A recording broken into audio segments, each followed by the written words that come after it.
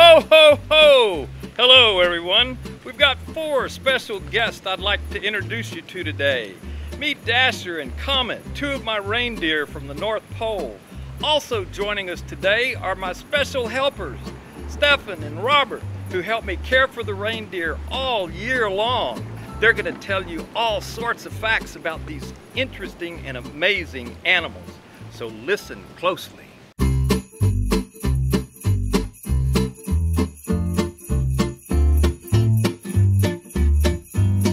These particular reindeer come from the North Pole, obviously, Dasher and Comet, but they are indigenous to North Arctic countries, Scandinavia, Iceland, Finland, and can even be found in parts of North America, Canada, and Alaska.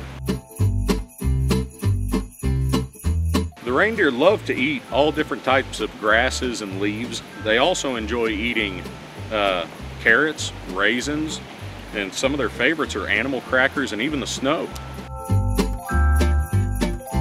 The female antlers, like Dasher's here, they can get anywhere from 2 to 3 feet tall. They won't get as wide as a male's. His still have growing to do, and they'll get anywhere from 3 to 4 feet tall and wide. Something unique to reindeer is that they are the only species of deer that the males and females grow antlers. Part of this is due to the different size of the male and the female. He will continue to grow for the next 2 years and become quite larger, whereas she is full grown. He will drop his antlers this winter and she will hold them through the spring. That way, when she gives birth, she can protect against the males and other deer. So the reindeer hooves are pretty special. They will become soft in the summertime and spring. They'll become almost like a sponge, that way to give them better traction on the tundra.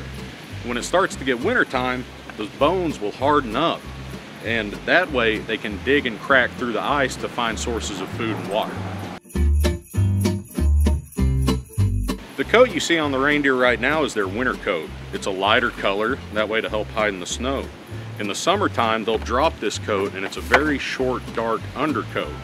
That way, when there's not as much snow, they're more camouflaged in the dirt and trees and things like that. Their fur is also tubular.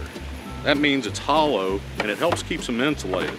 This also aids them in swimming with their weight, and the amount of hair on them helps keep it dry and help them buoyant as they go through the water. Everyone knows Rudolph has a red nose to help guide the sleigh through the night, but all reindeer have somewhat of a red nose. That's because when it gets super cold outside, their noses are filled with blood vessels, and those blood vessels will swell. It gives the nose a red glow, and it also heats the air as it enters the lungs. When the reindeer are on land, they can run up to 50 miles per hour. We've never clocked them in the air, so we don't know how fast they go when they're flying, but Santa likes to keep tricks like that up his sleeve. Reindeer all over the world have different tips and tricks of communicating. Some grunt, some of them will make almost a humming noise, and some will even have clicking in their knees. That way, when it's a blizzard, hard to see, they can still listen and know where the herd is and move together. In the wild, reindeer typically live anywhere from 12 to 15 years, but we all know Santa's deer, they live forever. So when you live at the North Pole, it gets pretty darn cold, right? Reindeer have hair all the way from the tip of their nose to the bottom of their feet. Not only does that hair on the feet help keep the feet and legs warm, also helps with traction when moving through the snow. Reindeer's eyes are pretty unique. Their pupils are horizontal. That way they can open and thin out. This helps with glare at nighttime in the snow. Their eyes are also change colors.